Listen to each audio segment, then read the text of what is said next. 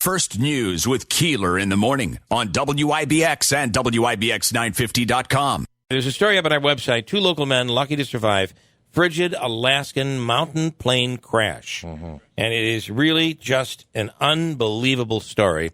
Sarah Northrup Lynch is actually runs an insurance agency that was her dad's down in the valley in Ilion, and she's on the line right now. It was her dad and another man from the area, James Fiola from Cassville, involved in the crash. And the good news is everybody's okay. Sarah, good morning. Good morning. So, well, let's start from the beginning here. When did you find out, and at what point in the beginning, did you know he was okay, or were there great fears? Yeah, did you even know he had crashed? No, I didn't. I knew that he was on the airplane trip. I knew that he was going to be flying to some different places in Alaska. The place they were going to go before they were coming back home was going to be the Valdez Air Show. I know that once they got there, they had started running into some storm systems that were moving in and out pretty quick. Yeah. So I did know that there was some bad weather up there, and then I found out I got a phone call from Garmin, from the emergency response team. They said that I was listed as an emergency contact on his InReach device. It's like a kind of a walkie-talkie, but It's a GPS. They said that he had activated the SOS on it, and that I was an emergency contact. They asked me if I knew where he was. I said, yes, he's on a trip in Alaska with a friend. They're flying an airplane, and she said, okay. They looked up the coordinates. She said she could see that he was in the Wrangell St. Elias National Park, and that they would get more details for us and send help to them. I kind of expected it to be like a half an hour, and then they would tell me, that they found him, and it was 36 hours before we knew that he was okay. Wow. So you went through 36 hours of just wondering. Yeah. He was able to send a few messages back and forth between himself and the Garmin emergency response team. So he could send, he sent a couple predetermined messages that said, send help, need rescue. Yeah. And then the next day he was able to send a couple messages, so we knew that we knew somebody was alive. We weren't sure if it was him sending the messages or Jim sending the messages. Wow. But the last message, am I correct in saying, this was according to your mom in an interview she did with AlaskaPublic.org, send rescue now, we will not make it through the night, was that was the message sent, I believe, on Saturday, right? Sunday. And then they were actually rescued after 2 a.m. on Monday morning, I believe. Yeah. Wow. Yep. So this Garmin device that you mentioned, 2 things, if you know, is this the Garmin that we used to talk about that was GPS, road GPS? Remember, it was always, got to get a Garmin, all the holiday ads? I imagine it may be the same company, but used more in a professional. Yeah. Do you know the answer to that, Sarah? Yeah. Yep. It is made by the same company. It's just a kind of a special device that people use who are, traveling a lot, doing a lot of remote traveling, remote places where there isn't any service. I'm assuming it's well known in the community of people who hike and do what your dad does, along with James Fiola. Well, and a lot of hunters use the Garmin devices now too. Yep. So I'm assuming that was how they were able to locate both of them. But I guess my question: why did it take 36 hours? Was it the weather? The rescue crews couldn't get to where they were. I'll let you describe that, Sarah. There are 3 different crews it took to go in, and they couldn't get in, right? Right, because of the elevation that they were at. They weren't in the storms that were moving in and out. They weren't able to, it was whiteout conditions, wind played a part. So the helicopter just wasn't able to get up in there in the spot that they were. And they would tell us, okay, we just sent a helicopter in. We would wait an hour, sometimes 2 hours, and then they'd call us back and say they weren't successful. They weren't able to get to them. The closest that they got was within an eighth of a mile to them. And this dragged on. This went on and on. By Sunday night, they told us that they had tried to reach them 35 to 40 times. Wow.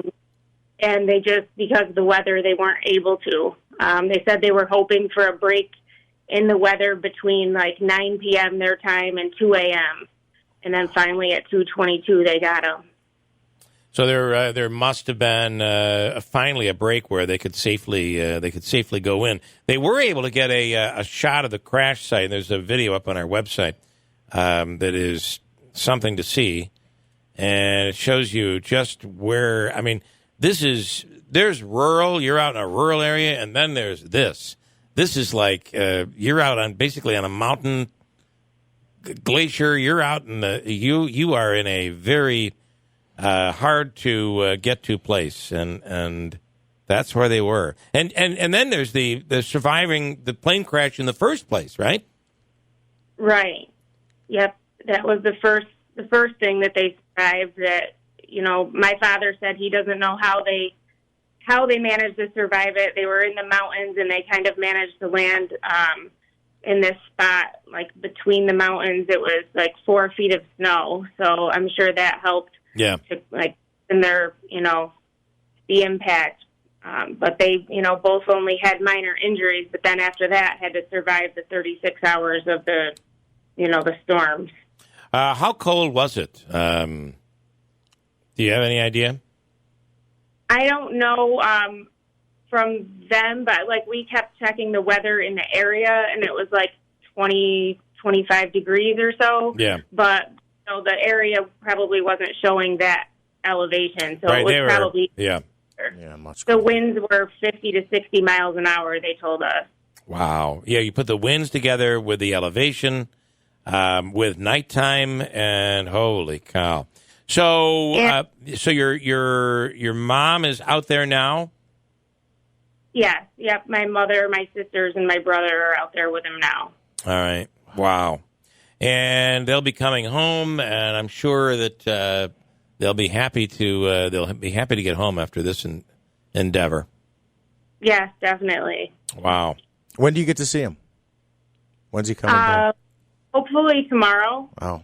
I think he had a doctor's appointment today there, and then hopefully they were going to be flying out. So. That's great. Good luck. I'd hard to believe it's probably he's a little hesitant to get on any plane now. Well, that's an interesting question. Your dad. Does this mean he'll be nervous about getting on a plane? Does this mean he'll stop doing these adventurous trips? I don't think so. He loves flying his airplanes, so I don't think he will, but I just think that he'll have a new respect for it.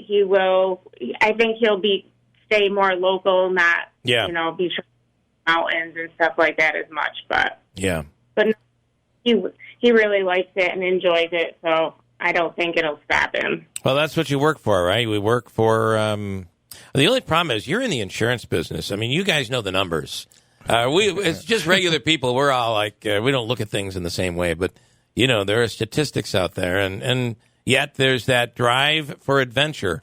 And what do you work for your whole life? You work to be able to do the things that you really, really want to do, and I imagine that's where your dad is right now. Right. Yep. He always has worked hard so that he could, be able to do things and enjoy his life. And now that I took over the agency recently, so he kind of semi-retired, and now he's got a little bit more time on his hands to do those things. Well, that is just an incredible story that ended incredibly well. One final question. So, was the cabin still intact? Is that what you call it on a Cessna? Were they able to get in and close a door and try to keep out of the elements? No. The plane was pretty damaged. They had when they landed, the compartment popped open and all of their gear was scattered all over the place, so they couldn't get to it. The only thing that they could get to was the tent that my father brought, but there were no poles. Wow. So he had to the airplane. And then they just kind of packed the snow in around them to insulate them, and that's it. You know, then they stayed there and didn't come out of the tent. Wow. You know, I imagine, I don't know what wildlife makes it up at that elevation, but you have you have the weather, you have potential wildlife, you have had to be pretty scary. And the last message they sent was on Sunday night that they didn't think they'd be able to make it through the night, and thankfully they were discovered and rescued at about 2:00 in the morning on Monday morning. Wow, Sarah, Northrup, Lynch, thank you so much for telling the story, and maybe we'll be able to get your dad on when he gets home. Yeah, that would be good. All right, awesome. Thank you so much. All right, thank you. All right, have a great day. You too. Wow. Bye. You know, Bye. to the point about him flying again, I would have to imagine it's like surviving a fight with Mike Tyson. Then you go to the bar and some guy's popping off that he's going to kick your butt, and you're like, yeah, okay, buddy, I've faced worse than you. That's right. This is easy. Not concerned about you. So, all right. What a story that you have to feel when you have a loved one in that situation. I cannot imagine. Cannot imagine. Nope. And I will tell you that if you check the story out, there's some stuff up there that we didn't get to talk about. It's at WIBX950.com. And helicopter footage of the plane, the crash site, is something. Just to give you an idea about where they were when all this went down. It's in the story.